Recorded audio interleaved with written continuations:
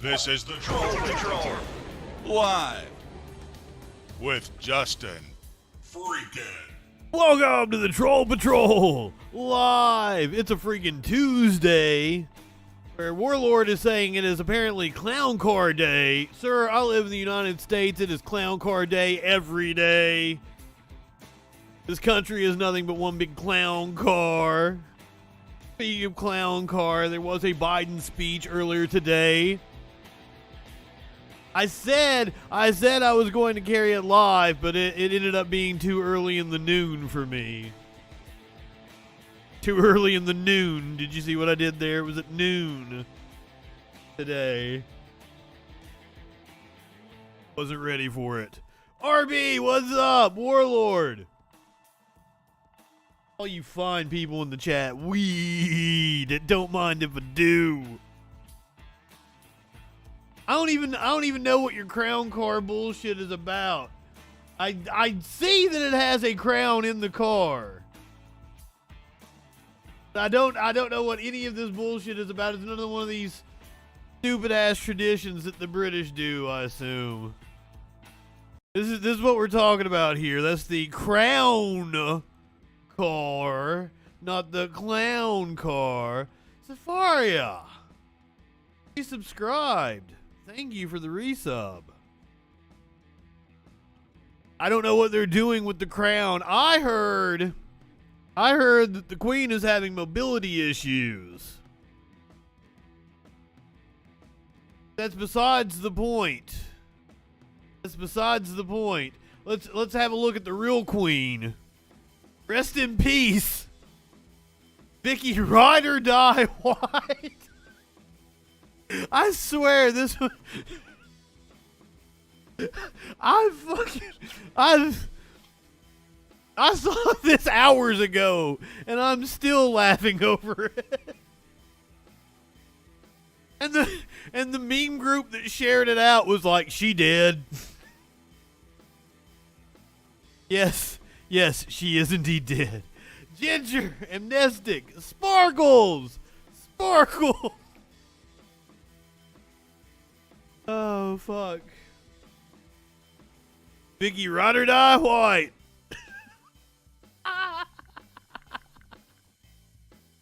She is actually dead. Yes, she did.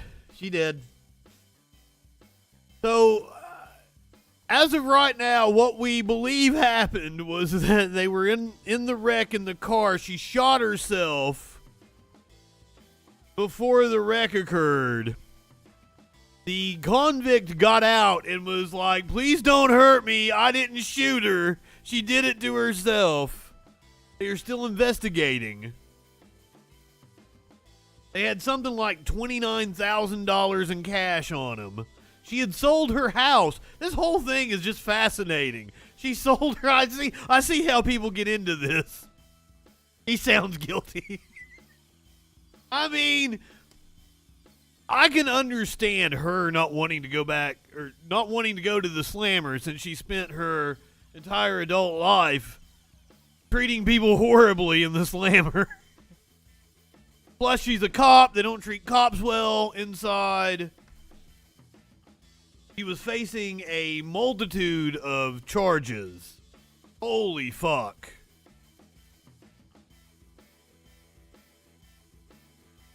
So I can understand her not wanting to go back and face those charges. The whole meme, even it saying sunrise and sunset. It just cracks me the fuck up. Vicky Ride or Die White. You make a good point, RB. The dude was serving 75 years. Okay, so he's a suspected murderer. He was in jail because he was getting ready to stand trial on another murder charge, but he had already been convicted of a charge that got him 75 fucking years. He's now escaped. Multi-state manhunt. They're gonna throw the fucking book at him. Dude's never gonna see daylight again. The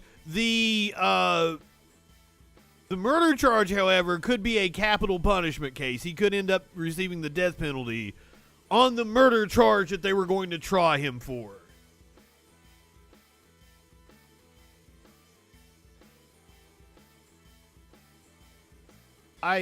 Amnestic. Feel free to throw anything into the Discord. Always. I don't know. Apparently she was in love. She liked that convict dick.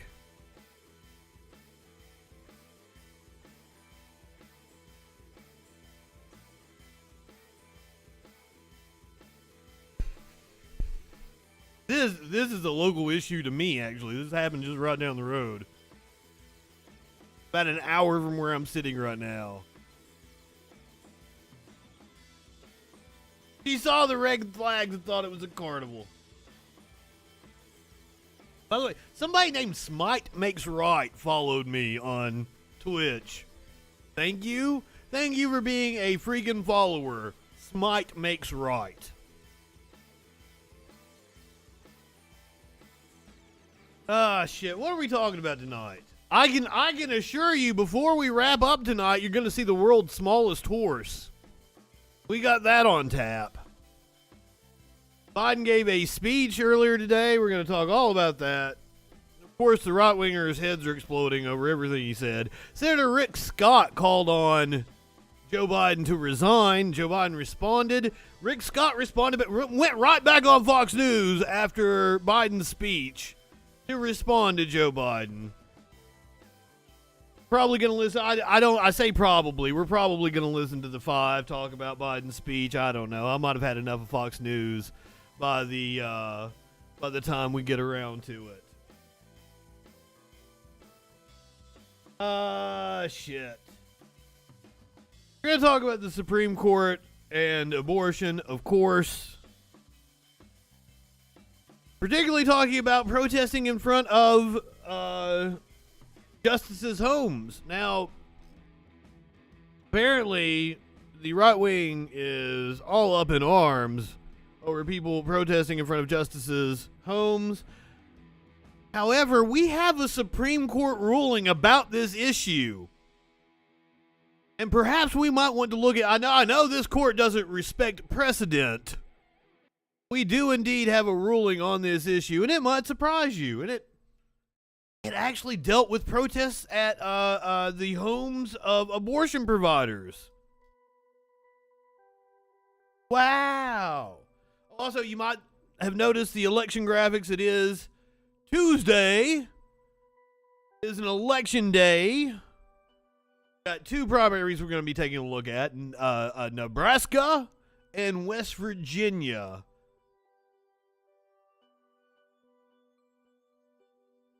I'm sure there's a lot of interesting shit going on in the primaries in Nebraska and West Virginia, but we're a news show, and we're going to cover that shit. But that is not the only voting that is going on today. Multiple Starbucks locations are voting on union membership. We're going to check in with them. I believe one of them has won, if Twitter is to be believed. But I'm not exactly sure. I did not get an update.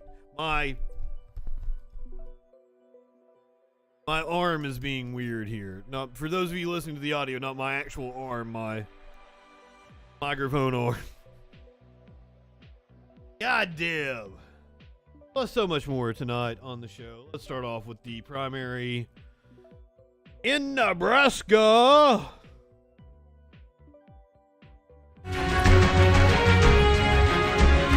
ABC News hit. Midterm voting is underway in West Virginia and Nebraska. Both are considered deep red states, which means that tonight's GOP primary winners will likely be voted into office, and some of them heading to Congress. What is that going to tell us about where the Republican Party is heading? ABC News political director Rick Klein knows the score on all these races. He joins us now live from our touch screen with Rick's Picks. Look, this dude wants to be Karnacki so bad, doesn't he? We want to dive into today. You've got those 2 current GOP members of Congress running against each other, David McKinley and Alex Mooney. Sir, I don't like the way you're looking at me. It looks like you're looking off camera right now, and it's making me really uncomfortable because you're looking at me very funny. But I'm assuming like the teleprompter that's usually right under the camera is broke or something, and he is looking off camera just slightly, but it is fucking with me. They got to run against each other because West Virginia lost a congressional district in the census. And in a weird way, it's Manchin versus MAGA, pitting the Democratic senator of West Virginia against Team Trump. So, why is it cast this way? Who are they? What do you make of this race? Sure, Terry. Here's what we're looking at if we move over to our map. Take a look at what's happened in West Virginia. As you mentioned, they lost about 60,000 residents. So one Republican endorsed by Manchin, the other Republican endorsed by Trump. 3 people in the delegation, and 2 of them have to run against each other. Dave McKinley, who represents the northern part of the state, and Alex Mooney here in the central part of the state. Now, they are both running in this newly created 2nd congressional district. And as you mentioned, Alex Mooney got Trump endorsement. Dave McKinley has the Joe Manchin endorsement, and that matters a lot in West Virginia because this is just fascinating. You got to take a look at this. Look at the election of 2020. We know that Trump absolutely romped in West Virginia, wins by almost 70% of the vote. Meanwhile, Joe Manchin eking by a few years earlier with about 50% of the vote. So yes, West Virginia's Trump country. It hey, is welcome. Country. Sexual anarchy indeed. Right you live in today, sexual anarchy. That new district that the 2 congressmen are going up against in a lot of bluer areas. Even in West Virginia, there are still places where a Democrat can win. We're talking about a Republican here, but This is Morgantown. That's where the West Virginia University is. Actually, a really cool area. I like Morgantown. a Republican who voted for the infrastructure bill, for the bipartisan commission to investigate January 6th. So these 2 titans putting themselves on the line through their proxies. That is really interesting. MAGA versus Manchin, Trump's endorsement versus Joe Manchin's in West Virginia. He's very popular as governor before, so he's got some clout for sure. Turning now, let's go to the Cornhusker state. Cornhusker! You got 3 frontrunners in the GOP gubernatorial race there. The Trump-backed candidate Charles Herbster, but he's been accused of sexually assaulting. Of course he has! Of course, the Trump-backed candidate, whose name is Charles Herbster, who looks like that. Ladies and gentlemen, if you are listening to the audio, Charles Herbster looks exactly like you would think, including he's wearing a cowboy hat. All of them look incredibly pissed off in their pictures. But Herbster is trying to smile while being incredibly pissed off and wearing a cowboy hat. Multiple women, charge he denies. So the Trump endorsement, it's golden in a lot of places. But with this fellow with these problems, what do you think? Yeah, this is a jump ball, Terry. And look, as we mentioned, Nebraska, a red state. As you can see, Donald Trump just absolutely swept the state, except for a couple of pockets over on the eastern half. So, yes, Trump has endorsed. Charles Herbster has his issues. He, by the way, appeared with the Trump family on January 6th as an endorser of the so-called big lie, the lies about the last election. He's got now a spirited of course he did. Challenge. And there's a lot of buzz around Brett Lindstrom, who's a state lawmaker. And by the way, take a look at this eastern... I am not high enough for this shit. That's where the Democrats that exist in Nebraska live, and we've heard thousands of them switching their party allegiance specifically to vote in the Republican primary. The thought is that they are doing so to particularly try to stop Herbster and boost Brett Lindstrom. If they're successful, they'd be stopping Trump in one of the reddest states in the country. Yeah, you mentioned the big interesting this claim that Trump has that the last election was stolen, despite it was certified by 50 states and confirmed by 60 courts, et cetera. But I wonder, you know, the Republicans are riding high right now. Biden looks very weak. The Democrats seem at ends. What do they really stand for? And I wonder is there any sense the Republican Party won't abandon Trump, but might put that issue that everyone has to say the race was stolen in 2020 behind them because they got the wind in their sails on so many other issues? Yeah, in a lot of ways, Terry, that's exactly what's on the ballot in states like West Virginia and Nebraska. Nope. They're almost certainly going to be sending more Republicans to Congress again next year, as they've want to do. But as you see in this closely divided Congress, Democrats can only lose 3 seats. So we're not going to learn a lot about whether that's going to happen. We are going to learn, though, about what the makeup of the Republican side looks like. Our friends at 538 have done the math. They have found 9 candidates for House or governor who endorsed the lies about the last election. They would be in a position potentially to act on the things that Donald Donald Trump wanted done last time around. That is in large measure why these red state primaries are going to matter quite a bit. And Terry, while I have the floor, I know in the past you've delighted at trying to stump me in the past. We're actually going to turn the tables a little bit. Whoa, what? I'm pretty sure this is because my mom has complained so much about Stump Rick. It's called Stump Terry. And I've got a question for you. Are you ready, my friend? We just evolved, like it's this whole news segment has just evolved into a game show now. What the fuck has happened to television news coverage? You're all clowns. I do a show with a troll's head, and I have more journalistic integrity than any of you. All right, you know so much more than I do about politics, but fire away. All right. Well, we'll see what you got on this one. So, all right. The last Democrat to win the state of West Virginia was Bill Clinton. He actually did it so twice in both of his runs for the presidency in '92 and '96. Maybe not a surprise, being from a redder state. Before Bill Clinton, who was the last Democrat to carry West Virginia in the race for the White House? Well, I'm going to say that was Jimmy Carter. I want to buzz. Oh, there's that buzz. The answer is Michael Dukakis. Oh shit! I didn't know Dukakis carried it. It's easy to forget how red now that West Virginia is as red as it is. How it used to be a very reliably blue state at the presidential level until last year, even till 2021. Democrats actually had a registration advantage in West Virginia. It seems like a distant memory these days, but so the registration advantage has changed in both West Virginia and in Florida. For the first time, there are more registered Republicans in Florida now. I know it seems like that would have happened a long time ago. That's as of this year, there are more registered Republicans in Florida. Go to the live updates. The polls are closed in West Virginia, where a House race will test Trump's clout. So currently, McKinley was that the Trump endorsed dude? I wasn't really paying attention when we were listening to it. Which one was the Manchin dude? Which one was the Trump dude? I'm assuming McKinley is the Manchin guy. I might be wrong. I should.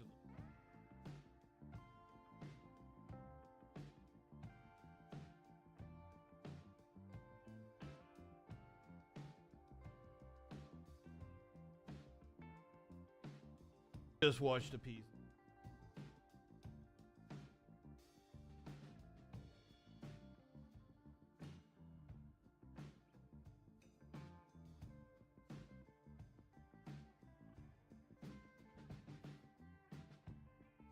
Kinley has the backing of Joe Manchin.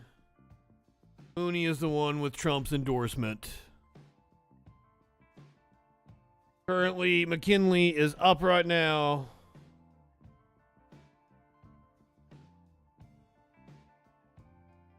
Looking like about 65% of the vote reporting in some areas. This is by county.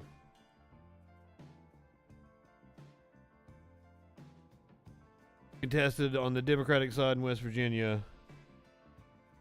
Herbster, that's the one we're looking at in Nebraska. This is the race for governor.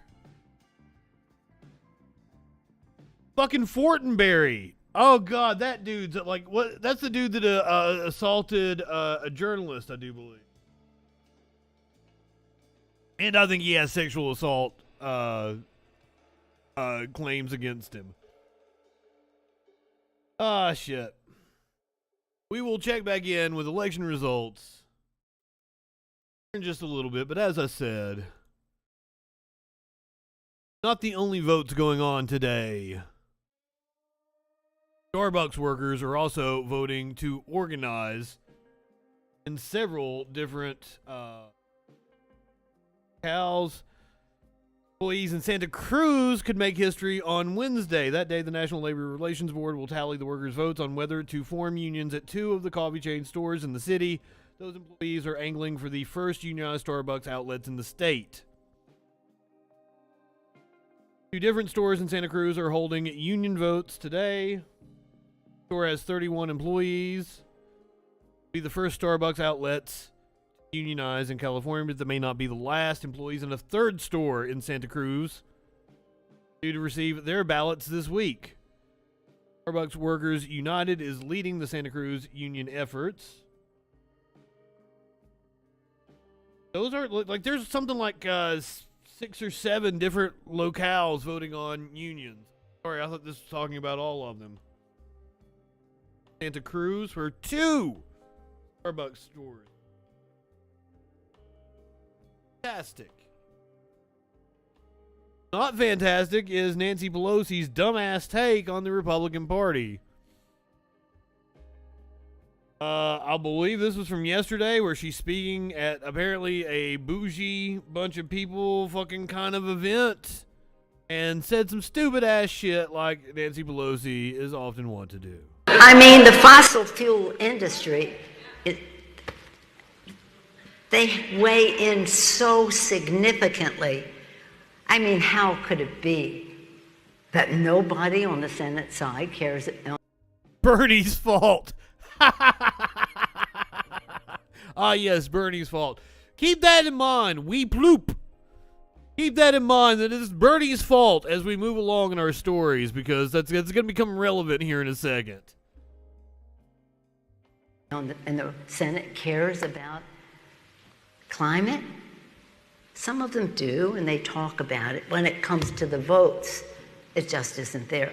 They just aren't there. So rather than saying, well, we have to defeat them, no, let's just try to persuade them.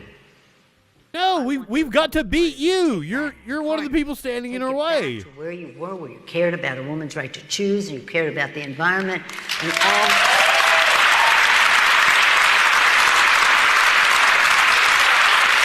And all the great artists. Hey, here I am, Nancy Pelosi, saying this country needs a strong Republican Party, and we do. What are you smoking? They never cared about reproductive rights. Ever. John Oliver this past week, I watched it last night after the show. John Oliver did a whole piece where, like, it's still the Republican Party from the 60s and 70s. Same exact fucking position. Showed the clips and proved it. Sorry, Nancy. They never fucking cared. Never cared. Speaking of the John Oliver thing, his other story was about Bong Bong, and I was hoping John Oliver would answer my question, why the fuck do they call him Bong Bong? No, I still did not get an answer to why they call the motherfucker Bong Bong. The presumed winner of the presidential election in the Philippines.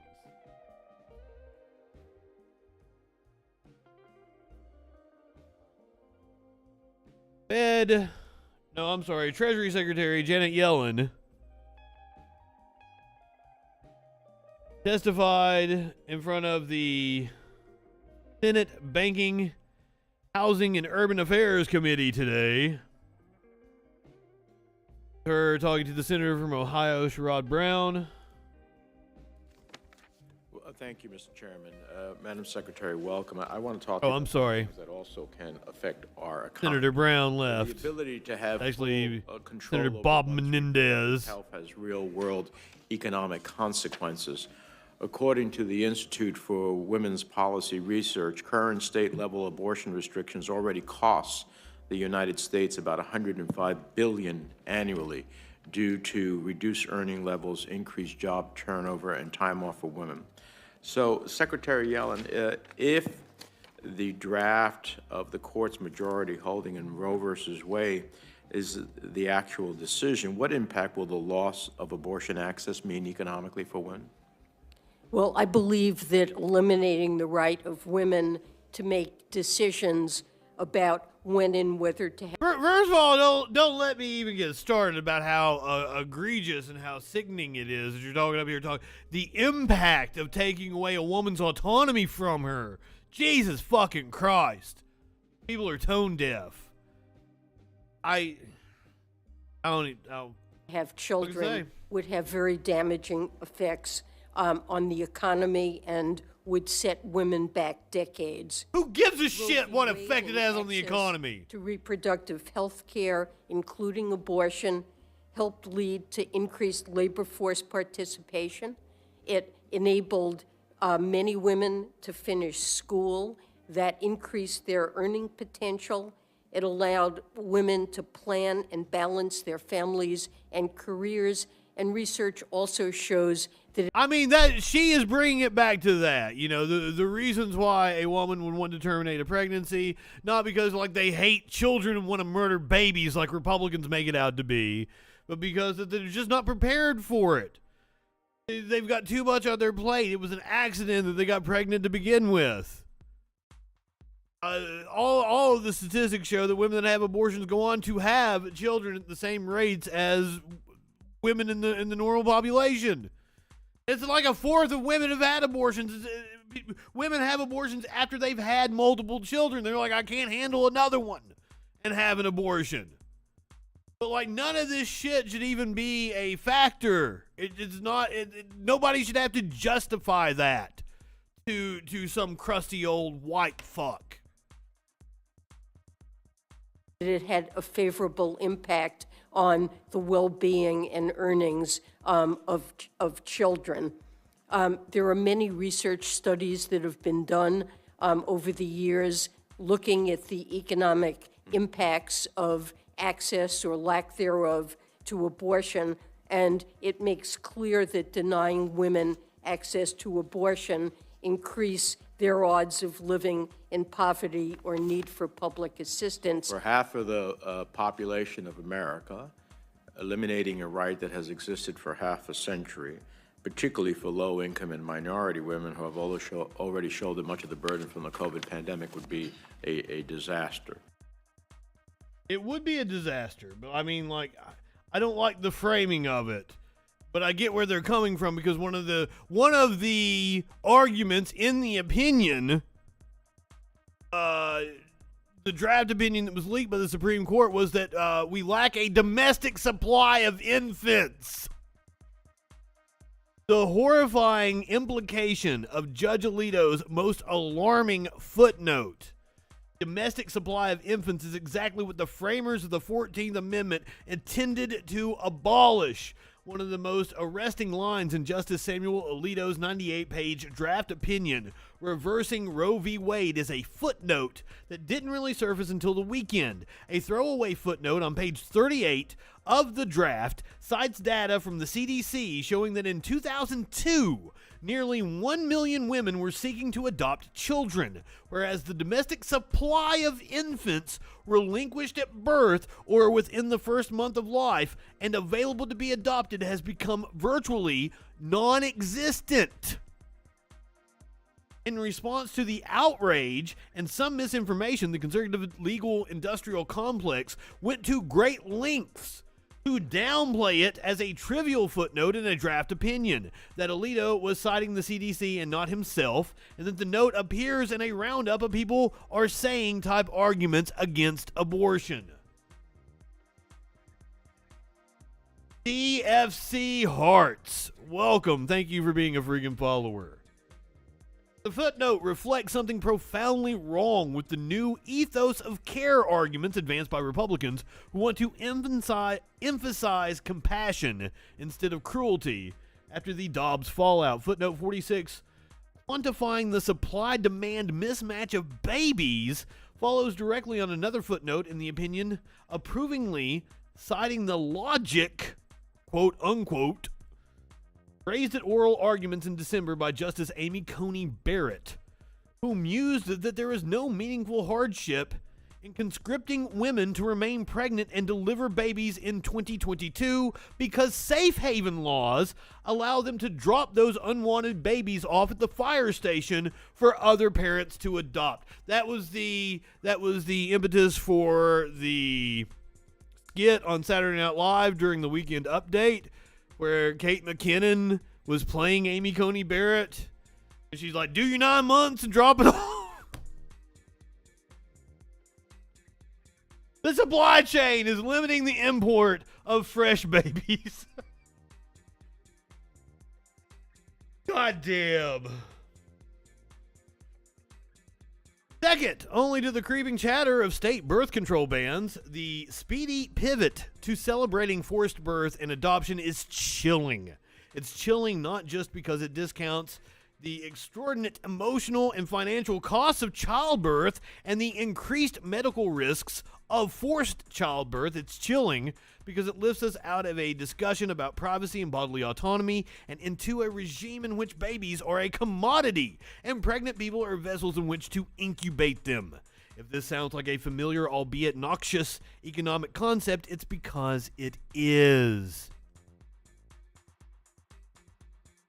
That's one of the things I get so tired of fucking right-wingers, their arguments that a baby is punishment for having sex. Well, you knew the consequences when you spread your legs. Fuck off. Fuck off, motherfuckers. Accidents happen. I live in sexual anarchy. You live in sexual anarchy?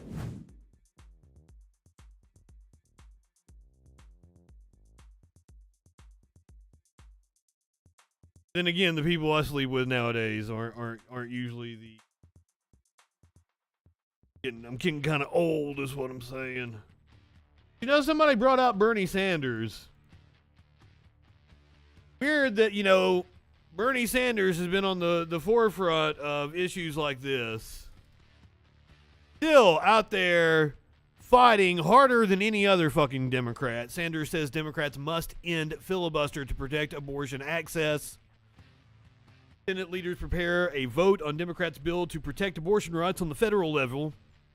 Senators like Bernie Sanders and Elizabeth Warren are calling on lawmakers to end the filibuster so that the bill can actually be passed. Fucking Chucky Schumer. They're all just going to go out there and do this little dance. It's not going to pass because of the filibuster. Manchin's going to vote against the filibuster. Sinema's going to vote against the filibuster. They're going to be like, what can we do? We can't do anything to protect the rights. But Bernie Sanders is saying, yes, we actually can. We can force people to vote to end the filibuster. If Republicans can end the filibuster to install right-wing judges nominated by presidents who lost the popular vote in order to overturn Roe v. Wade, Democrats can and must end the filibuster to keep abortion legal, Sanders said in a tweet.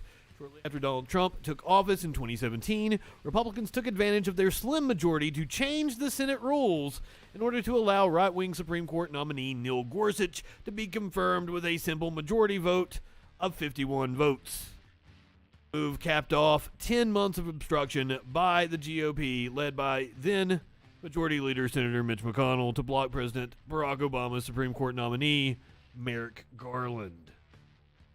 Vampire Hunter, what is going on? Welcome. The Multra Magas?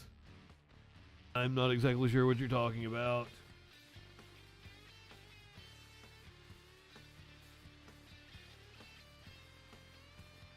Fuckers? I am indeed a fucker. That we can all agree on. I am a fucker. Ultra Magas. I think you were in the wrong place, Vampire Hunter. Love you though. Welcome. Thank you for being a freaking follower. Protesters showed up outside of Kavanaugh's home and the Dome Police lost its mind. I'm going to show you a couple different examples of that. Asking for civility in the face of systematic violence is playing right into the oppressor's hand. According to plenty of tweets in my feed these past few days, it sure seems like a lot of people can excuse stripping people of their reproductive rights, but draw a hard line at noise complaints. Following Politico's blockbuster scoop last week of the Supreme Court's draft decision to overturn Roe v. Wade, people took to the streets. Pro-choice protests sprung up all across the country over the weekend, from D.C. to Baltimore to Oakland. But what has gotten folks most riled up is that the protesters took their outrage straight to the source, the steps of Justice Brett Kavanaugh and Justice John Roberts. As we pointed out last night, one of the organizers was Kavanaugh's neighbor. The energy is markedly more negative outside Kavanaugh's house. The anger has become much more palpable than outside any other justice's house. We will not go back! I see you, buddy! We will not go back! We will not go back! We will not go back! We will not go back! Footage from various news outlets showed that protesters armed with raincoats and homemade signs with snappy pro-choice slogans gathered outside of the judge's home to exercise their freedom of speech and assembly. While their anger and frustration were palpable, the protests were far from violent. Yet, by the way, some people have described the demonstrations outside Kavanaugh's home. You would have sworn that the protesters ripped him and his family out of their beds and executed them in the middle of the street. Spoiler alert, they didn't. According to Blair, this was one of the scariest things I've ever witnessed. I assume that's like Rand Paul saying where he was assaulted, where we all saw the video where he most certainly wasn't assaulted. Blair underestimated the power of milquetoast white liberalism at 9 a.m. this morning. White House Press Secretary Jen Psaki tweeted the following in response to the demonstration. POTUS strongly believes in the constitutional right to protest. That should never include violence, threats, or vandalism. Judges perform an incredibly important function to our society. They must be able to do their jobs without concern for protection. This is what the protests look like, if you guys were wondering. This was actually outside of Alito's house. We're getting ready to talk about the protests outside of Alito's house that took place last night. Journalists covering demonstrations from Alito's house are being given wine and cheese by neighbors and key lime pie in another post. And funny how the neighbors respect the legal right to peaceful protest more than the legal people do. More than the legal people do.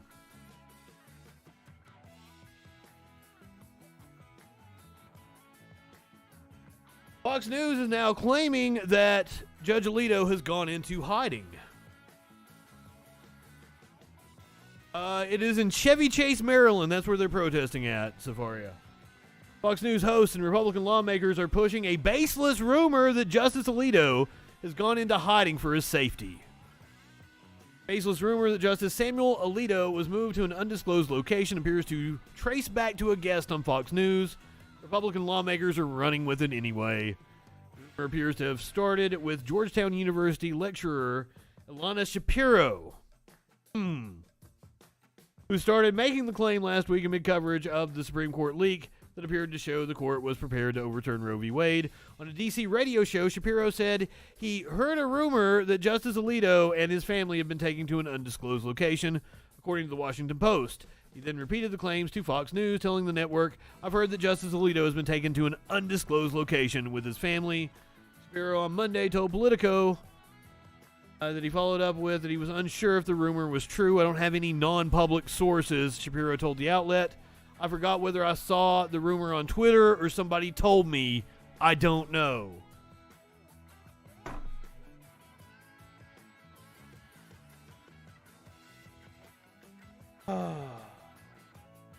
Now, I do want to point out, if only the Supreme Court had ruled on this very issue in the past, we had some kind of legal basis.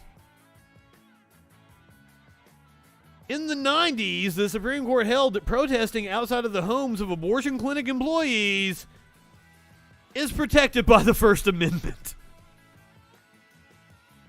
Oh.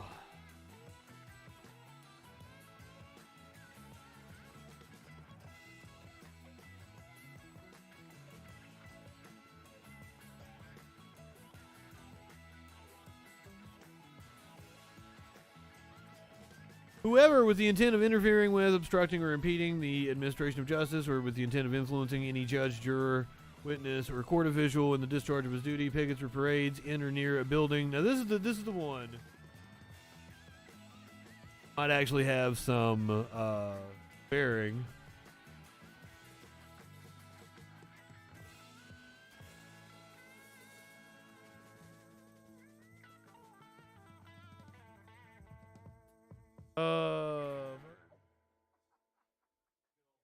Where's the actual decision at? Seeing people say, okay. In addition to the mention of that specific ruling, some people shared a screenshot of a website page about an anti-abortion protest-related ruling in the 1990s.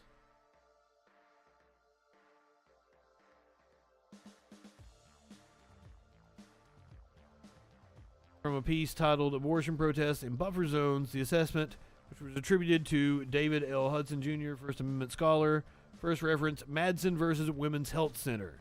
The issue of buffer zones for anti-abortion demonstrators has reached the Supreme Court several times in recent years, beginning in 1994, with Madsen versus Women's Health Center. A court ordered that anti-abortion demonstrators cannot protest within 36 feet of an abortion clinic, make loud noises within earshot of the clinic, display images observable from the clinic, approach patients within 300 feet of the clinic, or demonstrate within 300 feet of the residence of any clinic employee. The Supreme Court upheld the injunction in its entirety. The U.S. Supreme Court upheld the restrictions against demonstrating within 36 feet of the clinic, making loud noises within earshot of the clinic, and making loud noises within 300 feet of an employee's residence. The court rejected the prohibitions against displaying images, approaching patients within 300 feet of the clinic, and peacefully picketing within 300 feet of an employee's residence. Reaching its decision, the court announced a new test for cases in which speech is prohibited by an injunction. The injunction will be upheld unless it burdens more speech than is necessary to serve a significant government interest.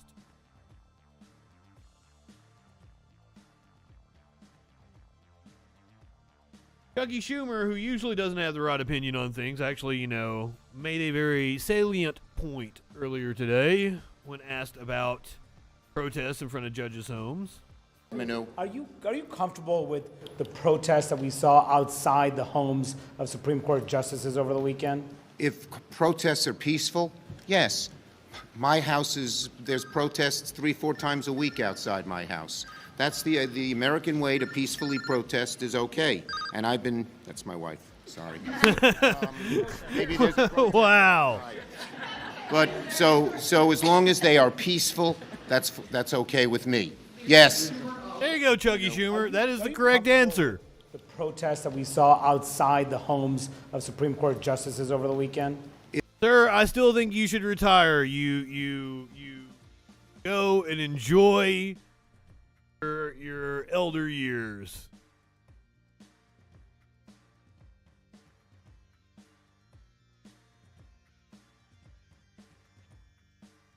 Earlier today, Senator Rick Scott from Florida called on Joe Biden to resign. In Joe Biden's economy, we have 8.5% inflation, which is a 40-year high. We've got the highest gas prices in the history of the country. We've got a labor participation rate that's low. We've got inflation that's going way faster than wage growth. We've got a GDP that's declining. And now we've got mortgage rates that are significantly up just this year. Joe Biden gave a talk this morning, blamed everybody else on inflation.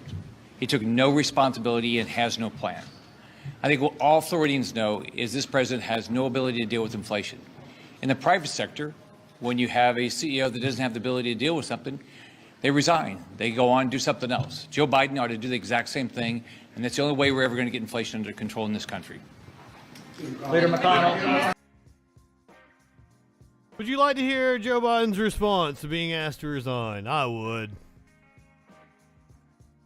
You called out Rick Scott a little while ago in your remarks. Earlier today, anticipating your remarks, he said, and I'm just quoting here, that the best thing, most effective thing Joe Biden can do to solve the inflation crisis he created is resign.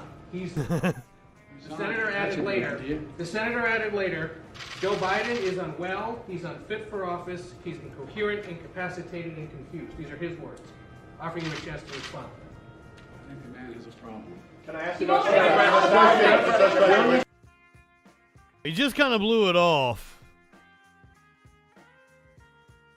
But even after Joe Biden just blows him off, Rick Scott was so upset he went on Fox News to respond back. The President of the United States took a few questions, and he also took a few shots at Republicans in particular.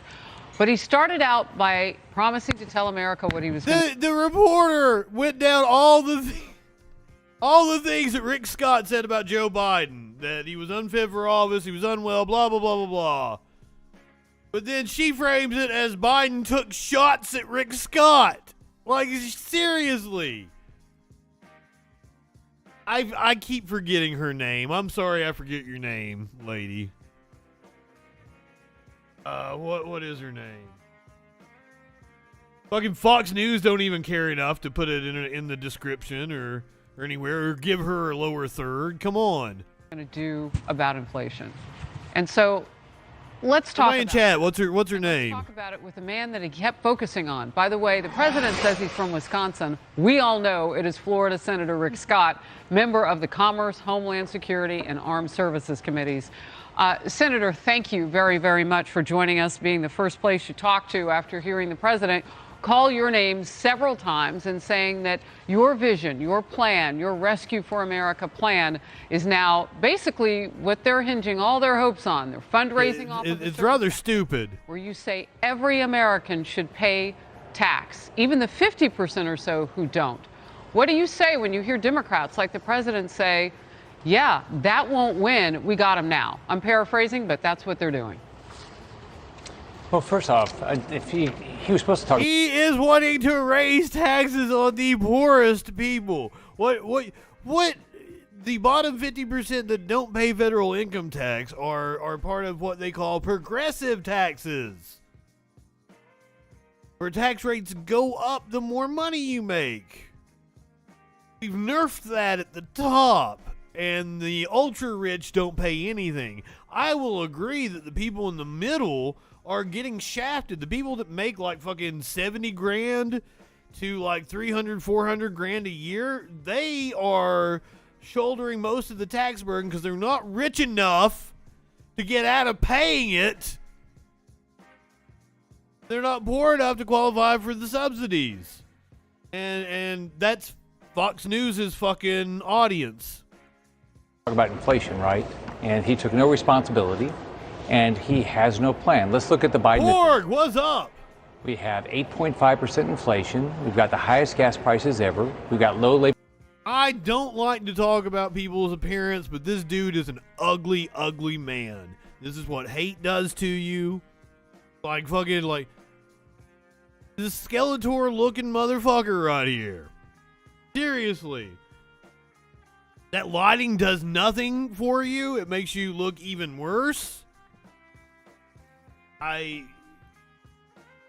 is what scamming Medicare, Medicaid does. I think it might have been a Medicaid scam. I'm not sure which program it was, but this motherfucker scammed the people of Florida. Labor participation. We got a GDP that's declining. We got mortgage rates skyrocketing, and we got a stock market going down. So, fucking stock market. He doesn't have any ideas. He was confusing. He put up no ideas what he's going to get done. I tell people, go to rescueamerica.com. I'm clear what I want to do. I want to get people back to work.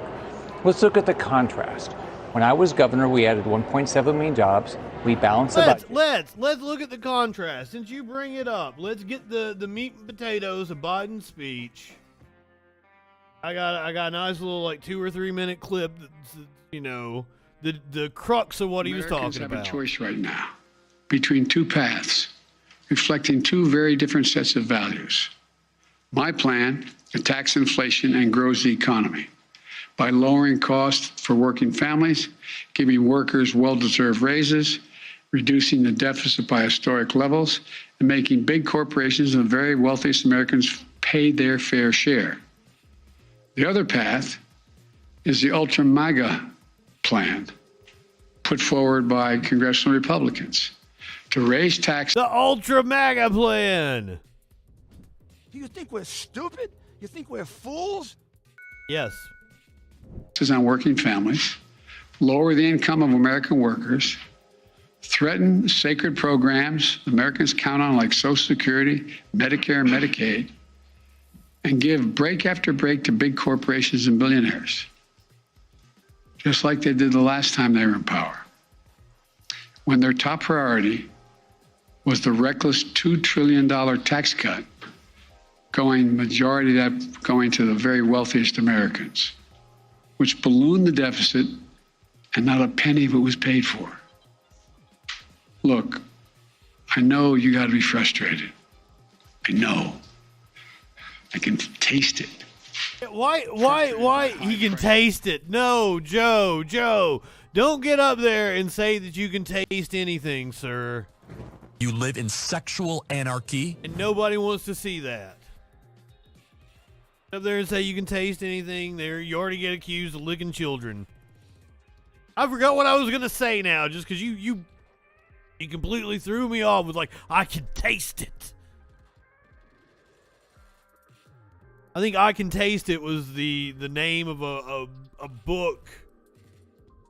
No, that was Can I Taste It? I'm sorry. I did like some voiceover for some erotica at one point in time.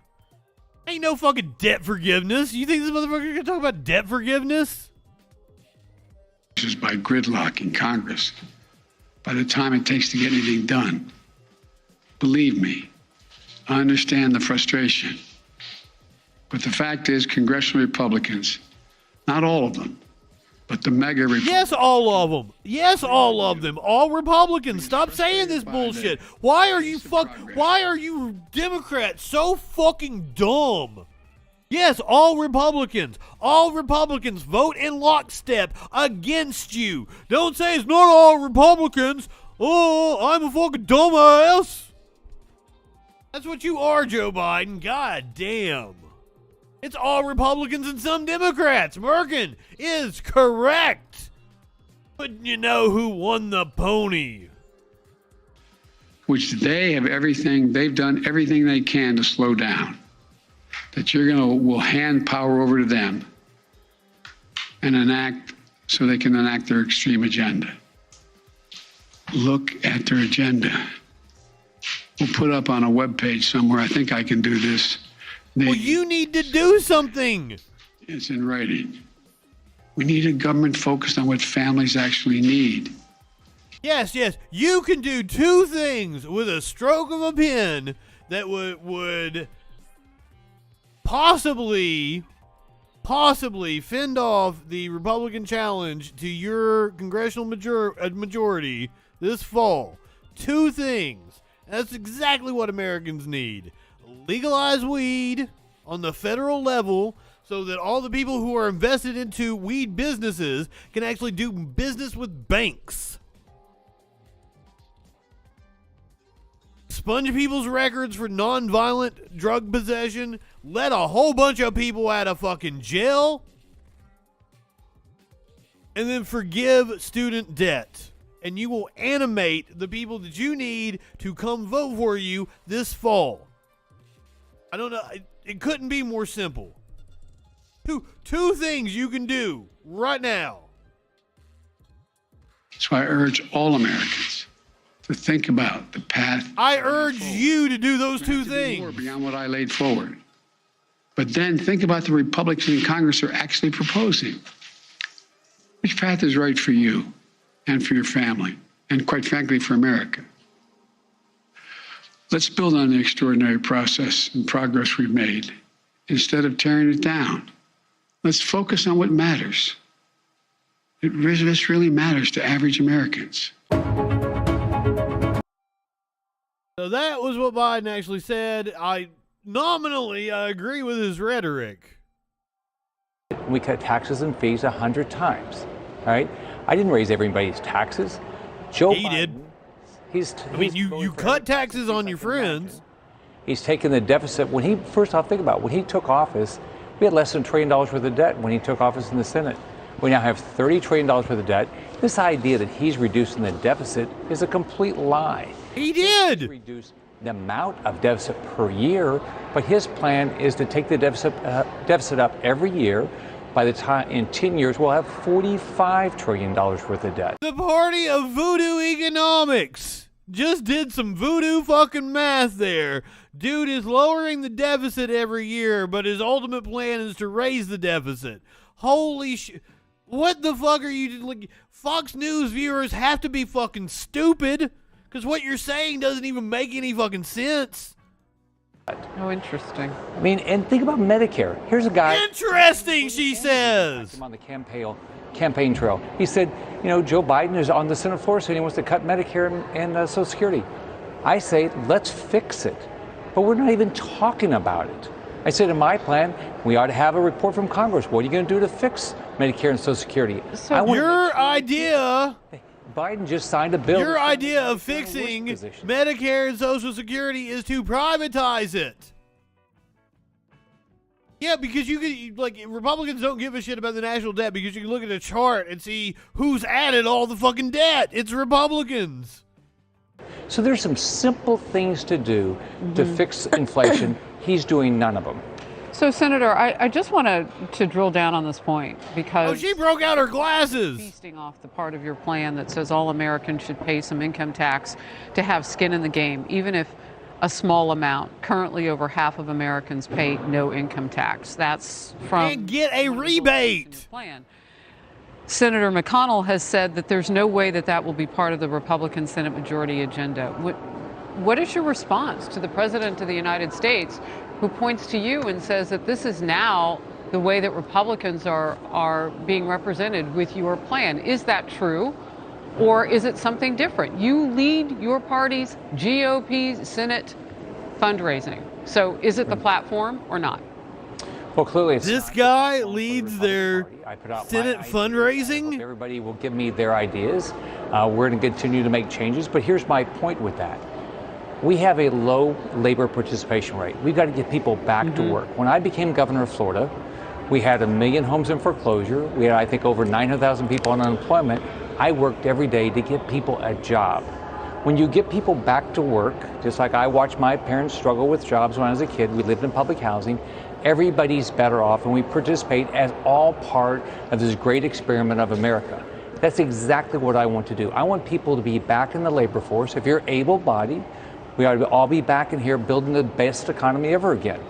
But what the Democrats keep doing is saying we're going to pay people not to work, and we have more programs, which we should have safety net programs. What programs? What programs? How are they paying people not to work, Rick Scott? What are you talking about? It clearly doesn't work here. Well, look, you have made it very plain and simple that you are collecting ideas, and that's what we do in a democracy, in our republic, and that's important to do. And we appreciate you coming on. And I had said this before, the president, you said it too, didn't share any ideas. But, you know, sometimes the idea is to punch the other side until no one realizes. You know, sometimes the idea of a journalist on a news network would be to actually provide some pushback to their guests, to provide them with decent questions, not suck them off on air. Not literally. She literally didn't suck them off. Figuratively, I mean. Jesus!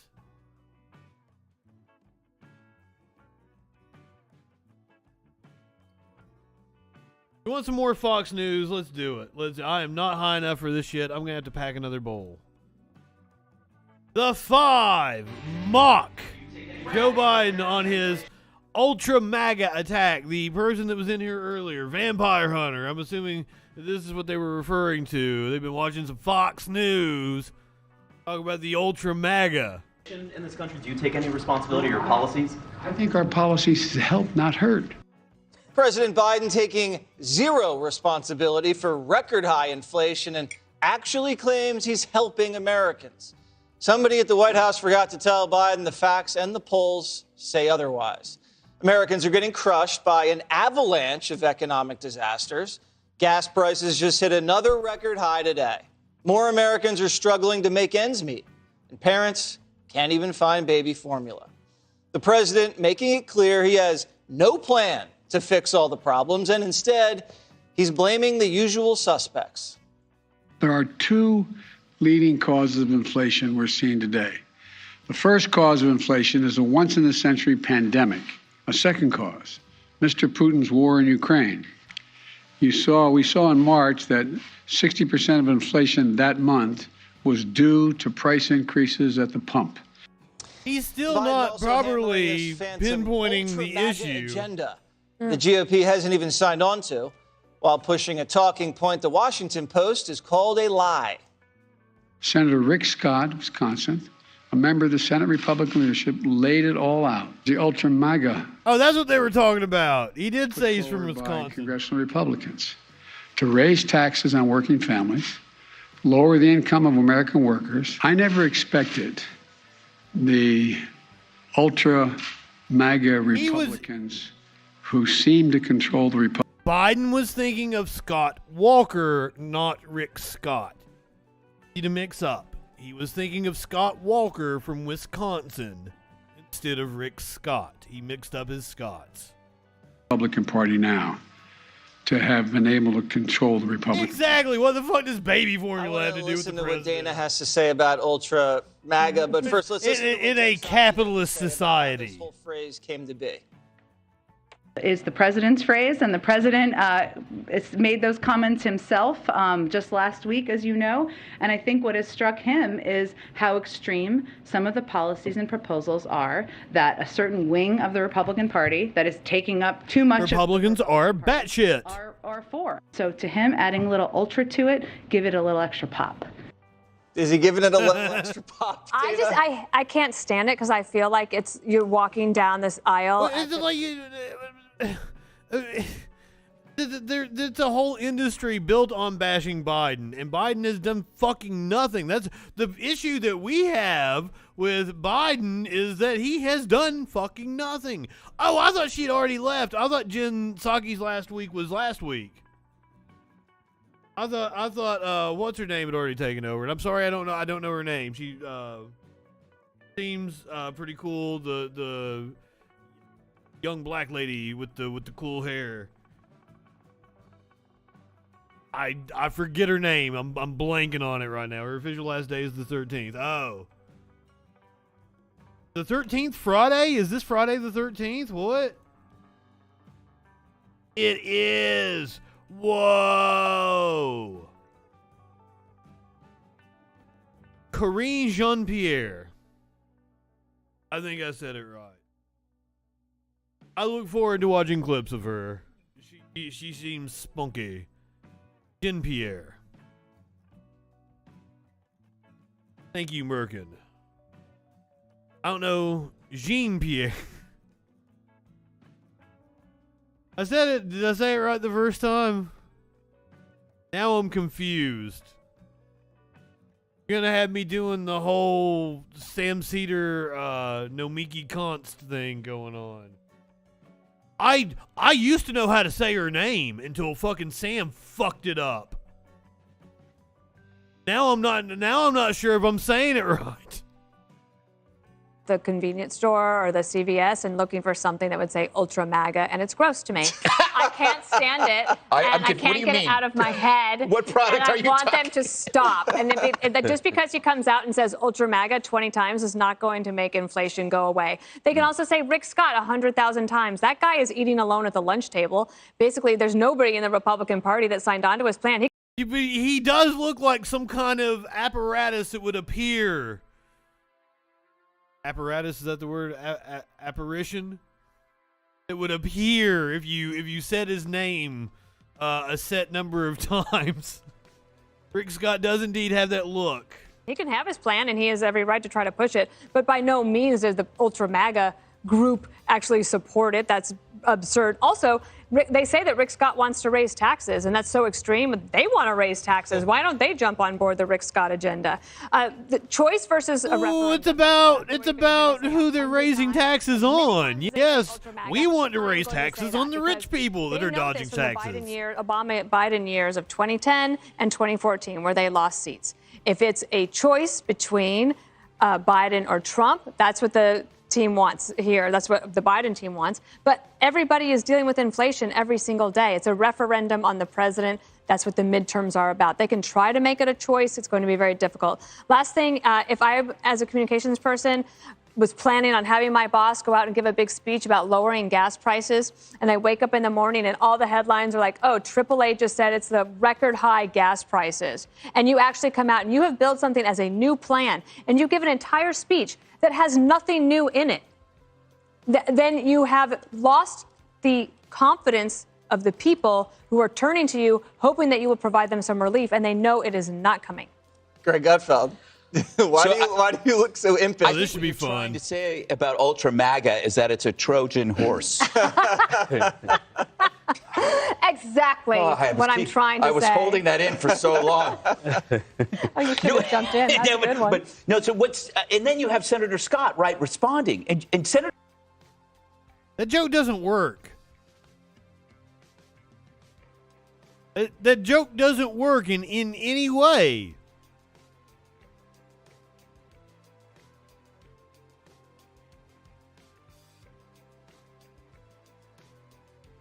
Like, I guess he's playing like it's an ultra magnum condom. But it's not Joe Biden sneaking something in to, like, it makes no sense. Jesus.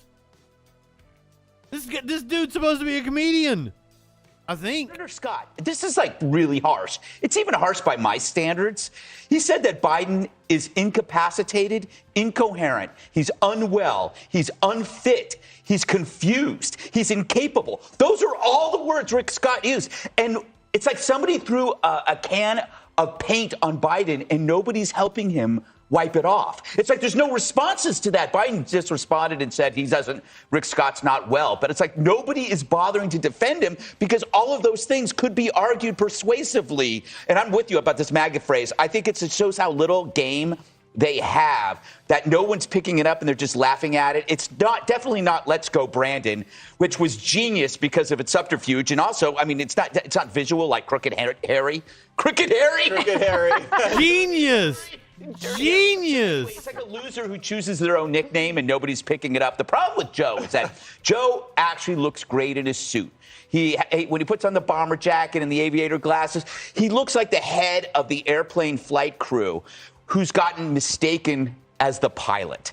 You know, he should be welcoming the passengers and messing up the kid's hair and giving the little wings to the little girl. He should not be in the cockpit. And that's the problem. The Democrats have realized he's in the cockpit. You got to get him out. Yeah, there's no game with Ultra MAGA. And I don't think if you are MAGA, you're not like, oh, Ultra MAGA, he got me.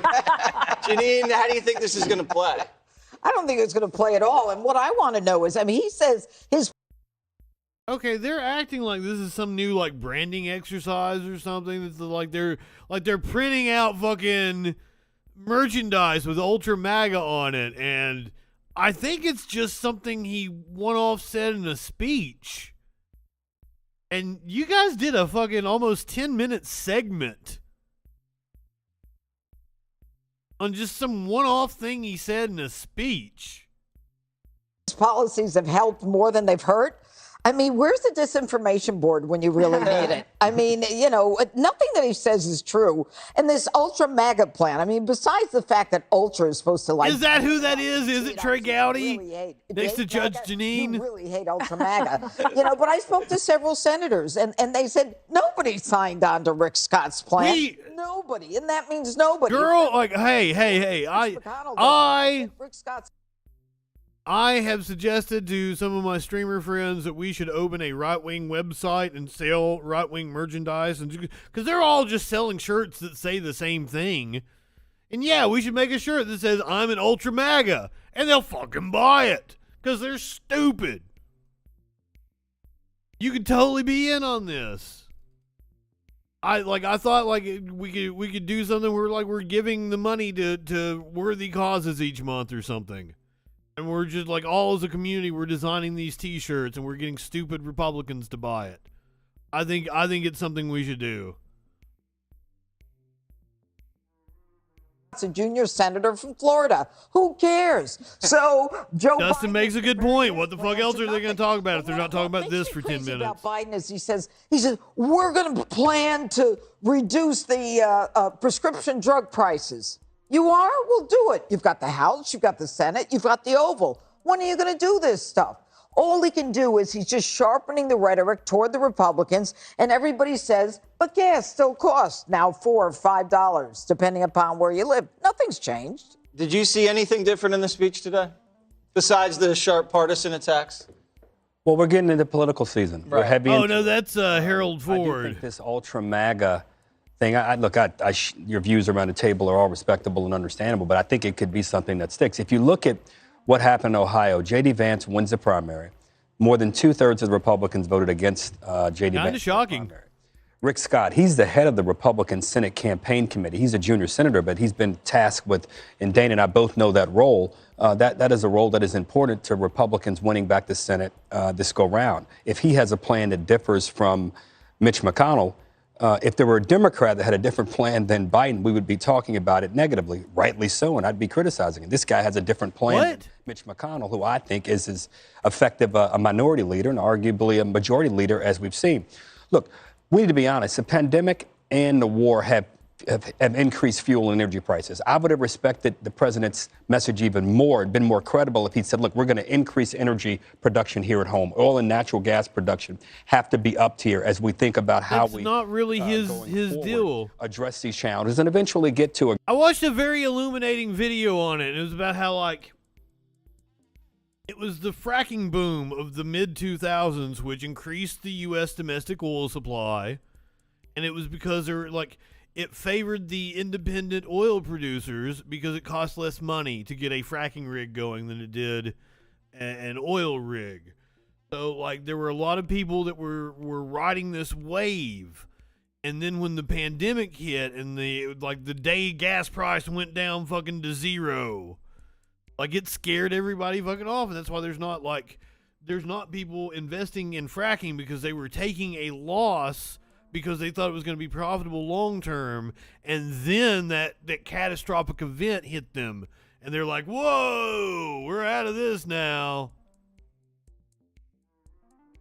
I'm going to find that video. I'm going to put it in here. Green energy platform in the country. But until then, we've got to produce more fossil fuels. And last, we ought to raise taxes on billionaires. Anybody that's not for that ought to be ashamed of themselves. If I were, I'd be happy to pay more taxes. We ought to raise the carried interest tax. Democrats, this is one thing I agree with you about. We've had the majorities for a while. Democrats have had the majorities in the House and Senate. Obama had it, and now Biden. And they've yet to raise they've yet to raise the carried interest tax. That's the tax. Is why gas got so expensive. It's not the war, by Wendover Productions on YouTube. It's a fantastic video. If you want an in-depth explanation on why gas is so expensive right now, they do a great job of explaining it. Tax that allows a group of investors who are investing other people's money to enjoy a different tax when they make money. When I make money, I pay regular taxes. Democrats raise that one first. But I got to tell you, I'm not at all mad about this ultra MAGA thing. It might stick. And if you think that's going to stick? It might. And if it doesn't stick, it ought to go. I think it's fucking stupid, but it's also just like, it's a one-off thing he said in the speech, I'm pretty sure. Maybe if somebody in the White House communications office was sitting there and was like, oh, I know what we're going to do. Let's call them Ultra MAGA. Fucking fire them and hire me. I will come work at the White House and I will help you with your dumb fuck messaging, because that sucks. I would hope that it is just a one-off thing you said in a speech. And if that's the case, like, I don't know what the big fuss is about, but somebody in the chat said, like, that's all they got to fucking talk about. Polls have closed in Nebraska. Mooney leads in the West Virginia primary. McKinley is the Manchin-backed candidate. Alexander Mooney is the Trump-backed candidate, and it looks like Mooney is running away with it. The areas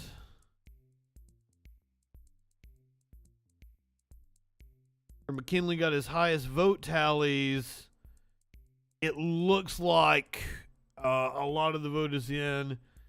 It seems like Mooney will indeed win. He was the Trump-endorsed candidate in West Virginia. The other race we were looking at was old Herbster here was the one. He's the Trump-endorsed gubernatorial candidate in Nebraska. I specialize in dumb fuck messaging. Yes, RB. Okay, Moxicino, you're correct. The Putin's price hike. They stupid phrases like that can't be like willed into existence. You stumble on shit like that. You can't just be like, oh, we're gonna make this a thing. That's not how things work. I never understand what it is. Like, I think I've got some bangers of tweets or some memes. I don't understand what shit goes viral. You know, I've got the fucking Bubble Guppies thing that fucking has 5 million views. I would have never guessed that. Because I've got some banger fucking memes that did not go viral, so that you just gotta throw that shit out there. It's like fucking wrestling catchphrases. The Austin 316, the Rock. That's like all off the cuff shit. Herbster is not looking too good in Nebraska, but it is still very early on. The polls probably just closed about 10-15 minutes ago.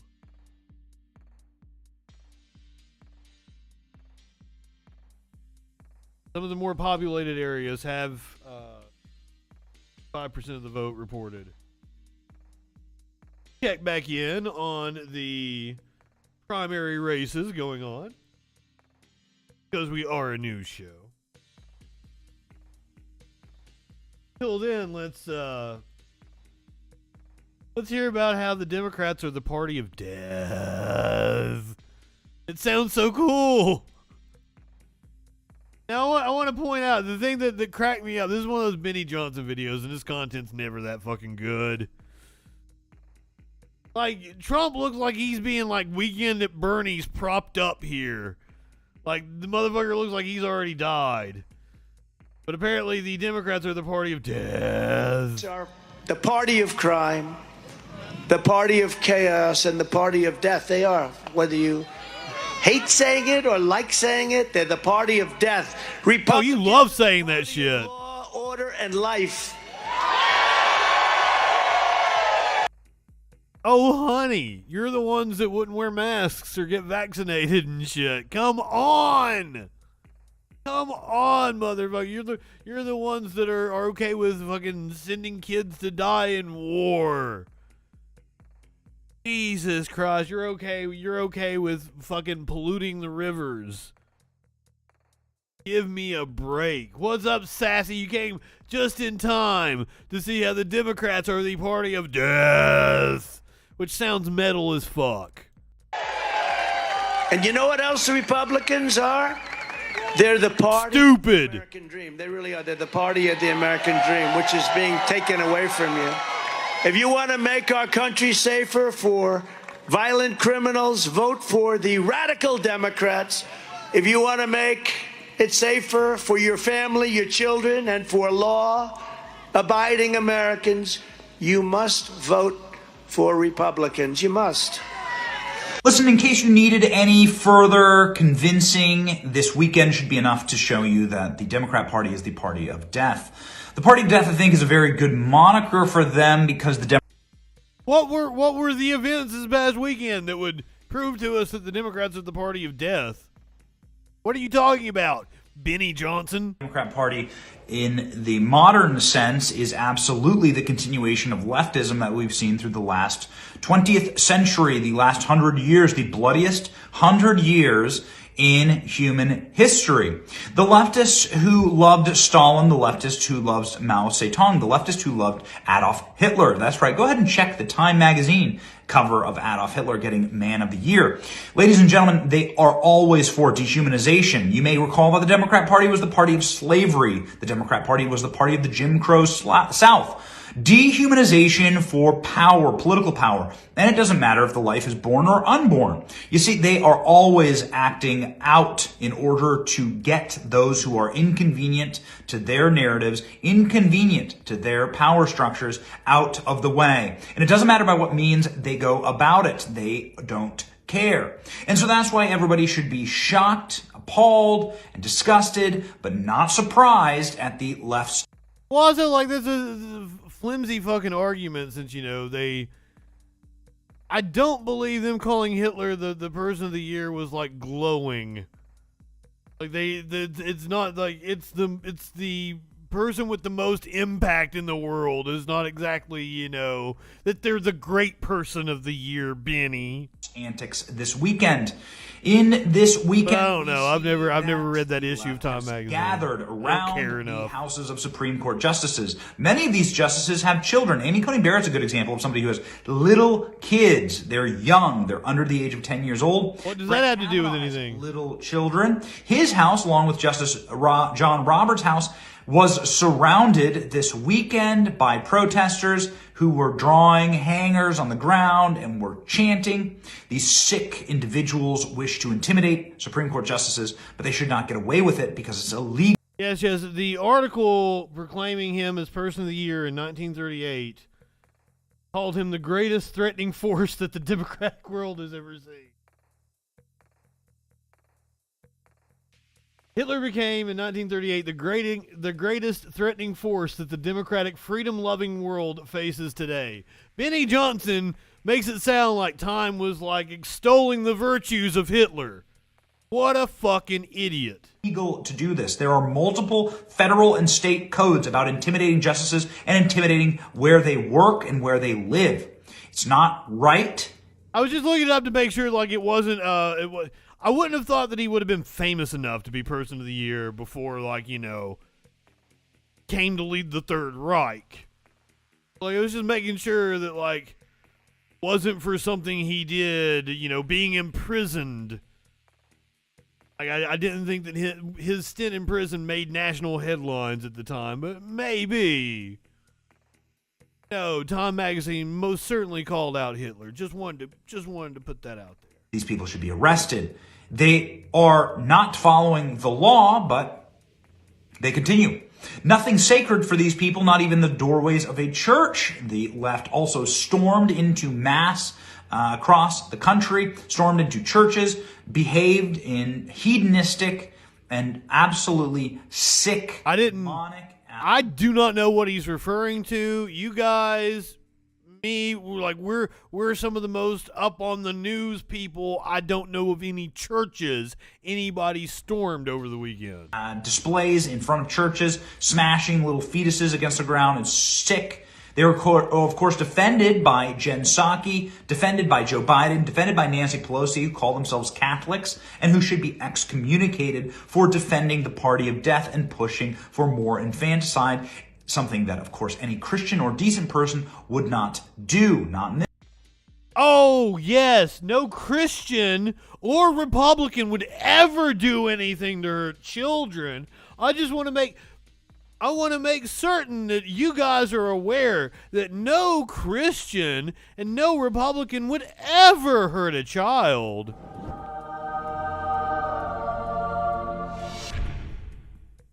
Louisiana pastor, Republican Party official, John Raymond, arrested again on juvenile cruelty charges.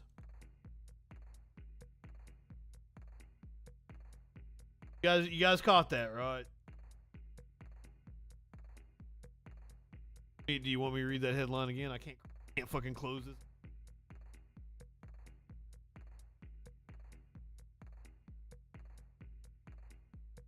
Louisiana pastor, Republican Party official John Raymond arrested again on juvenile cruelty charges.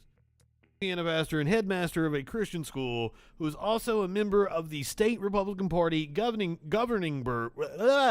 I can't fucking read right now.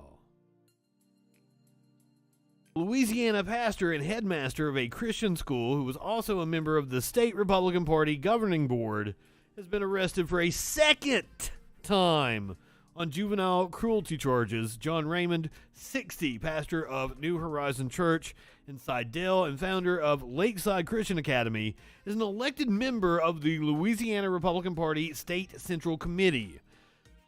Sidell police said the new allegations include Raymond holding a 4-year-old boy upside down by his ankles and whipping his buttocks.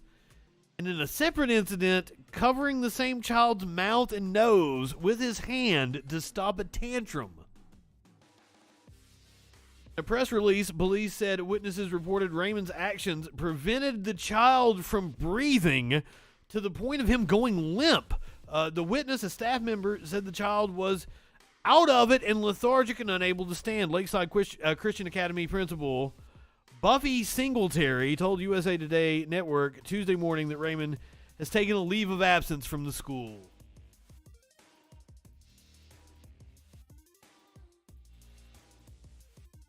USA Today Network is seeking comment from Louisiana Republican Party Chairman Louis Gouvich.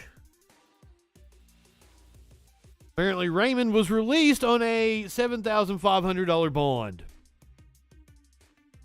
Juvenile cruelty released on a $7,500 bond. But hey, you know, Benny talked about how it's Republicans that abide by the law, you know?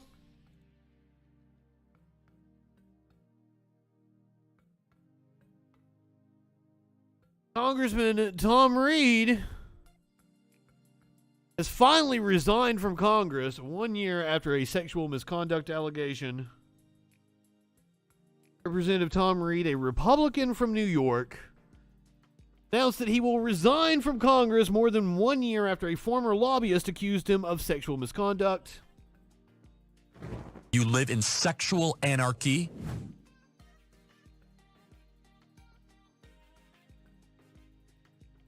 He announced back in March of 2021 that he wouldn't be seeking office in 2022. After almost 12 years in Congress, today is my last day, Reed said on the House floor on Tuesday. It's been an honor to serve with you all from both parties. I love this institution as it still exemplifies what is best about our government. We are the people's house. Jesus.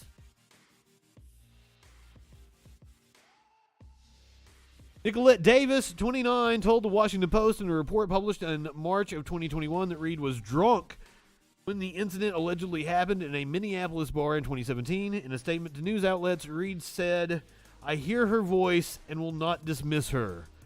In reflection, my personal depiction of the event is irrelevant," he said. "Simply put, my behavior caused her pain, showed her disrespect, and was unprofessional. I was wrong. I'm sorry. I take full responsibility." At least you're owning up to it a year fucking later. Or a year after the allegation came out. It was like fucking 5 years after it happened. Reed said that he entered treatment in 2017 as he recognized that he was a powerless person over his alcohol. He apologized to his wife and family, adding that he intended to dedicate my time and attention to making amends for my past actions. Those programs, which, hey, if it helps you, I'm not going to criticize it, but I believe they are also a fucking scam. NA and AA. I don't know why you have to replace fucking drugs and alcohol with God. But if it helps you get off the drugs, hey, if you feel you need to do that. I'd kind of rather you be on drugs than be talking to me about some church shit, though. That's just me personally. Probably a lot more fun when you're high. Horrible. I am horrible. AA is greater than Scientology? I'll give it that, but that's a low bar to clear.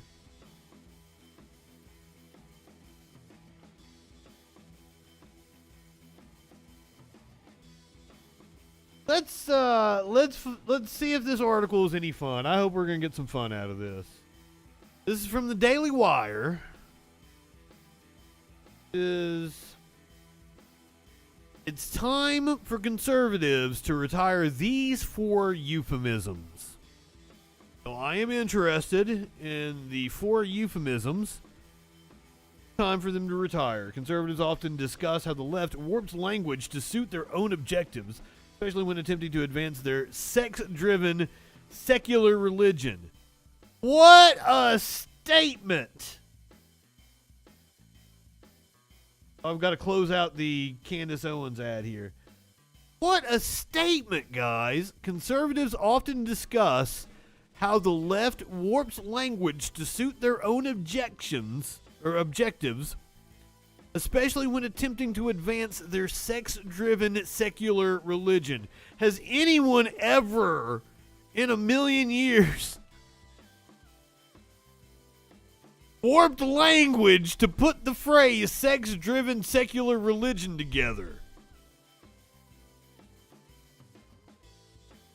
By the way, that's going to be the title of the podcast tonight. I'm going to cut and paste that too. Wow. look no further than the absurdity of labeling mothers birthing people, calling abortion health care, rebranding pedophiles as minor attracted persons, or insisting that trans women are women. A lot of that is bullshit, and a lot of that is what the right-wingers have made up. The left isn't asking for people to be called birthing people. The government just needs a special designation. And mothers doesn't always suit everybody. And it has nothing to do with not just trans issues with birthing people. They might not be the mother. They might be a surrogate that is giving up the child. So, like, as far as I know, birthing people, that came from, like, some government designation. Abortion health care, it is. Abortion absolutely is health care. That is the left. I own up for that and can explain to you how abortion is indeed health care. Branding pedophiles as minor attracted persons is not a thing. Not a thing. There is schools of thought in academia that talk about minor attracted people who don't act on their urges and have studied this. That is different than a pedophile who is someone who has acted on the urge. So that is the right wing conflating things that aren't the same. Or insisting that trans women are women. Trans women are women. And I'm happy to explain that to you. If you want to talk about chromosomes, if you want to talk about how people who transition tend to be, their brains match up with the gender they identify with. Brain function. Though conservatives may scoff at such absurdities, that's because you're morons. Right-wingers are morons. Sky Comet, what is up? The rapid leftward shift in American political culture, driven largely by this doublespeak, inevitably drags well-meaning conservatives along for the ride. In his essay Politics and the English Language, novelist George Orwell, oh my God, observed, if thought corrupts language, language can also corrupt thoughts. A bad usage can spread by tradition and imitation, even among people who should and do know better. Jesus Christ. What are some of the bad usages that have crept into the right speech? Abortion kills babies. Ooh, now this is euphemisms that the right need to retire, they said. So abortion kills babies. They are ceding ground, apparently. Few conservatives contain more euphemisms than that surrounding abortions. Few conversations, I'm sorry, I was confused. Few conversations contain more euphemisms than that surrounding abortion. I don't know if they know what euphemism means. If abortion kills babies is a euphemism that they're wanting to retire, I don't think they know what euphemism means.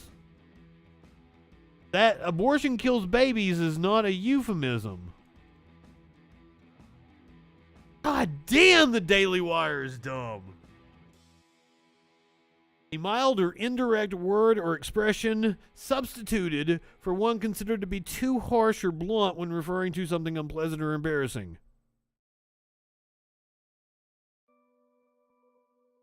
Abortion kills babies is a euphemism.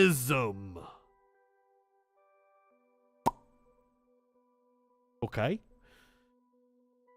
As previously mentioned, the left makes the ludicrous claim that abortion is health care. They use phrases like a woman's right to choose, terminate a pregnancy, and fetus. They use words like fetus to describe a fetus. Latin word meaning baby. Huh. So that they can more comfortably talk about murdering human beings. If it's the Fetus is the medical term as far as I'm aware. And if medicine, which does tend to adopt words based on Latin language, adopted it probably doesn't directly mean baby. Fetus is a word, yeah. Fetus is a word. That's what we do here, Porg. We read from the Daily Wire. We mock them for being stupid. Yet among conservatives, the same group that argues guns don't kill people, people kill people, the phrase abortion kills babies has gained significant traction. Let's further develop the firearm example. It is, in a sense, correct to say that a gun kills a person. It is also, in a sense, correct to say that a bullet kills a person. Yet the problem with asserting that guns kill people is the intentional obfuscation of the morality behind the action. People kill people, not the tools or the means by which they do the killing. Murdering someone with a firearm is not a morally neutral event, unless you are the most ardent materialist ever to walk the face of... Do they know what these words mean? Murder via firearm is not morally equivalent to, say, a bridge collapsing and crushing the unfortunate soul who happened to be walking underneath. Who said it was? Those on the right, however, frequently say that abortion kills babies. To borrow from pro-gun language, abortion doesn't kill babies, people kill babies. To be even more precise, mothers and fathers pay hitmen, abortionists, to murder their children, usually for the sake of convenience.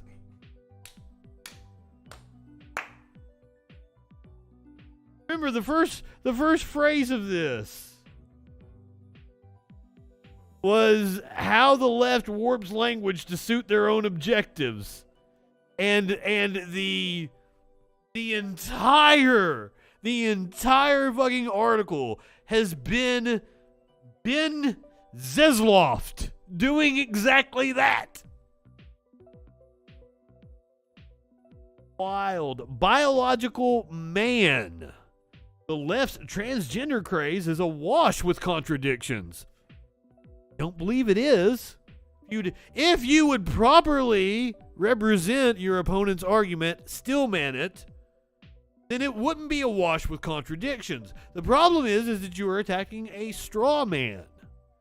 Again, as previously mentioned, Americans are expected to believe that men can conceive and give birth. I'm just waiting. The person that fucking called me out on that, I want them to show back up. I've used that in the way they told me that it should be used so many times, and we've not even seen them. Transgender ideologues believe that sex is a biological construct while gender is a sociological construct. As Michael Knowles pointed out a few years ago, progressive activists have no problem with saying biologically female penises or biologically male uteruses. Never heard those phrases in my life.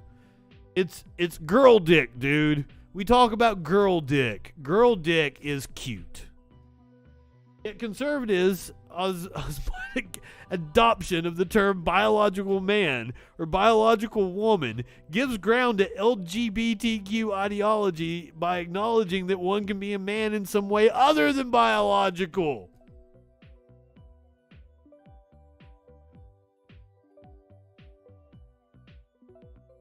One's sex, of course, is derived from one's DNA. Jesus fucking Christ, here we go. Here we go. They think that is the end-all, be-all argument. There are at least 7 different combinations of the XY chromosomes. And I read a geneticist the other day that said there could be up to 17. We don't actually know. We're still finding this shit out. And these people are idiots. Do you think we're stupid? You think we're fools? Culture war is another euphemism they need to get rid of. To a large extent, the tension in American life is cultural. Roughly speaking, there exist two fundamentally juxtaposed cultures in the United States: those who are deeply influenced by biblical ethics. You live in sexual anarchy. Those who are influenced by biblical ethics,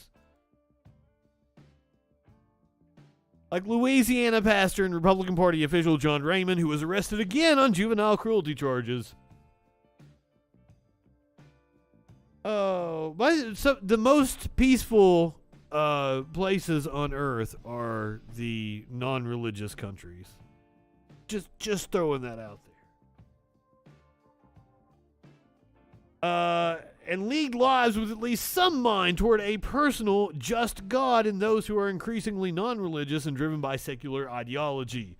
Influential voices in the latter group, however, disparage this conflict with the term culture war, especially when discussing topics like LGBTQ ideology, abortion, education, and other issues that pertain to the nuclear family or threatens to undo it altogether. Also, nuclear family, I love how there are these appeals to tradition when nuclear family is a fucking, last century concept. Just saying, right-wingers. The term culture war, at least for those on the left, is not meant as a sincere description of America's cultural divides. It is used as a tool to scoff at those who would dare stick to their old-fashioned morality while encouraging others to do the same. No, we're scoffing at you assholes. We're trying to win electorally by motivating people on dumb fuck culture war nonsense. Attacking small groups of people to animate bigotry. Just so you can win elections. That's what we're scoffing at. You don't actually stick to old-fashioned morality. Whatever the fuck that means. Apparently your old-fashioned morality is being raging fucking hypocrites.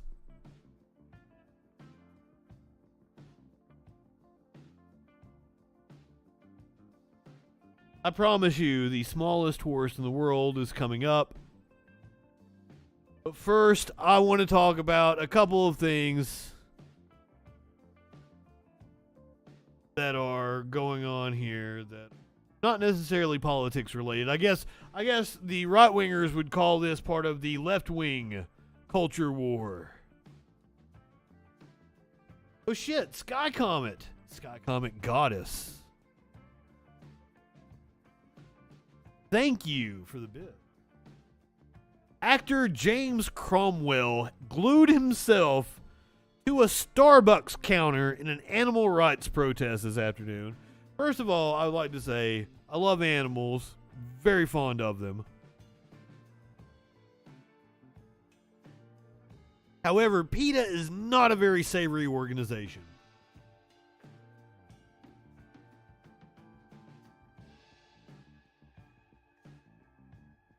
Here's my thing about this protest is, Cromwell, I'm not really with you. Your problem is that you're getting charged more at Starbucks for vegan options, which tend to be more expensive. I'm just saying. That's just a capitalism thing. I am down with protest.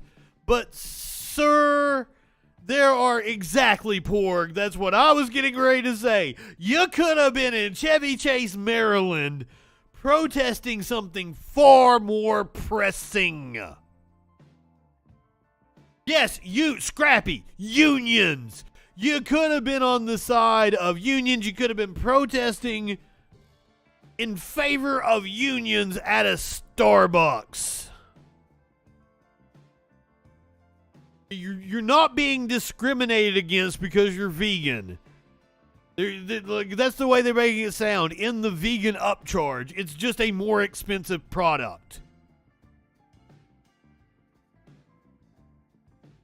And I can't even begin to tell you how I don't fucking care that you get charged more for what is already an overpriced fucking coffee at a shitty fucking coffee chain. And also, right-wingers are all over this and painting this as the far left. The loony left activist. And, you know, like, this is where they might have a fucking point. But we don't fucking claim these people.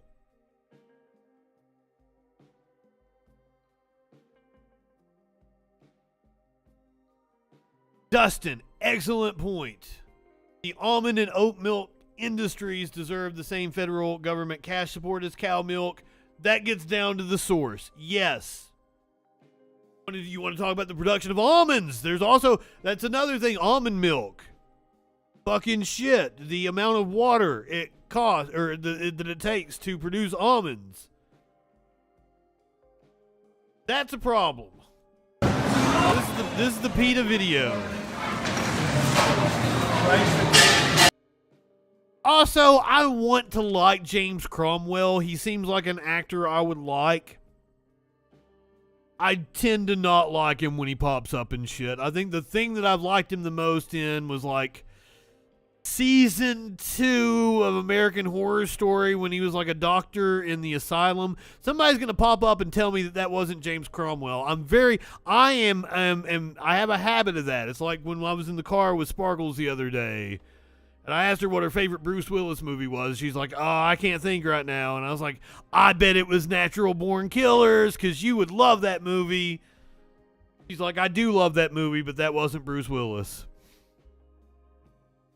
So maybe that wasn't him in season 2 of American Horror Story as one of the doctors in the asylum, but I'm pretty sure it was. Also think he was in 6 Feet Under on HBO.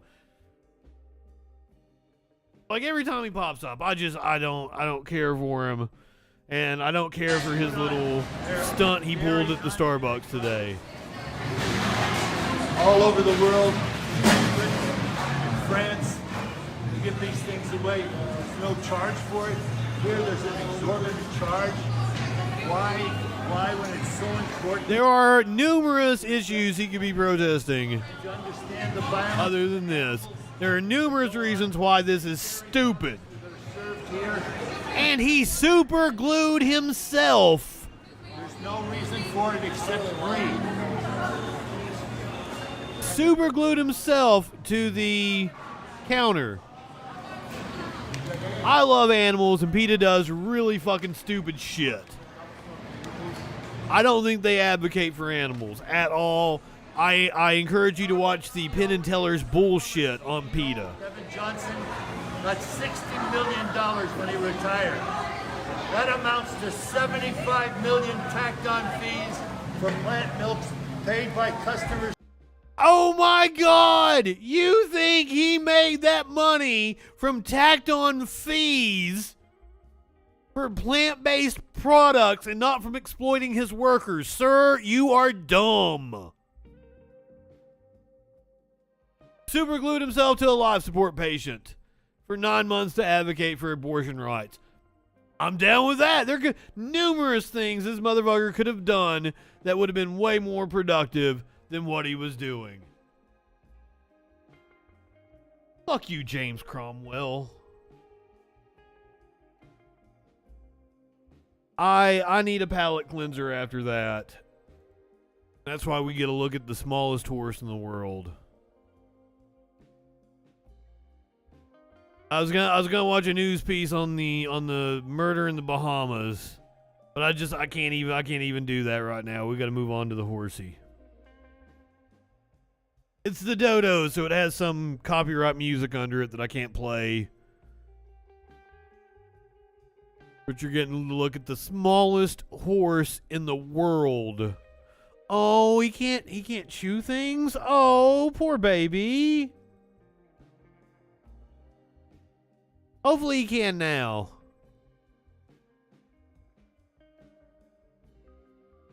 I am so sorry you're lactose intolerant, Sky Comet. My entire diet is based upon like milk and milk products. It is a very tiny horse. Oh, sweet baby. I guess we're seeing it grow. It was having a hard time. Oh, look at it just laying in her lap. Oh my god.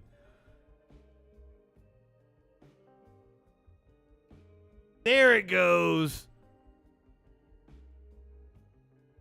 Holy shit, how adorable is that?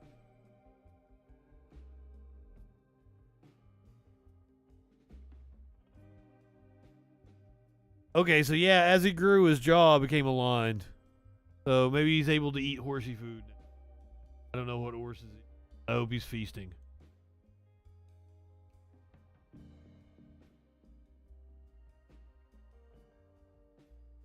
He thinks he's one of the puppies.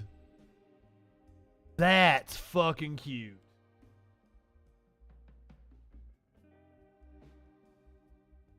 Damn. Like apples and carrots. Good choice, good choice. And like oats. Don't they like oats as well? I want to hold the horsey.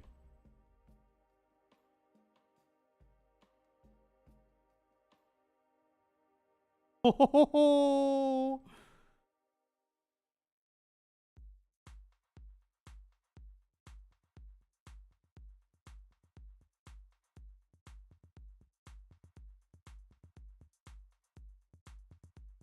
If you are watching on Twitch, oh, look at it with the fucking house. There, goddamn. Watching on Twitch, you're gonna head over to Nine Tails Cosmic Fox. Go ahead, light one up, tip one back. It's alright to have a little fun before you hit the sack. I'm Justin Freakin. That's a fucking cute ass horse. We'll see you tomorrow night on the Troll Patrol live.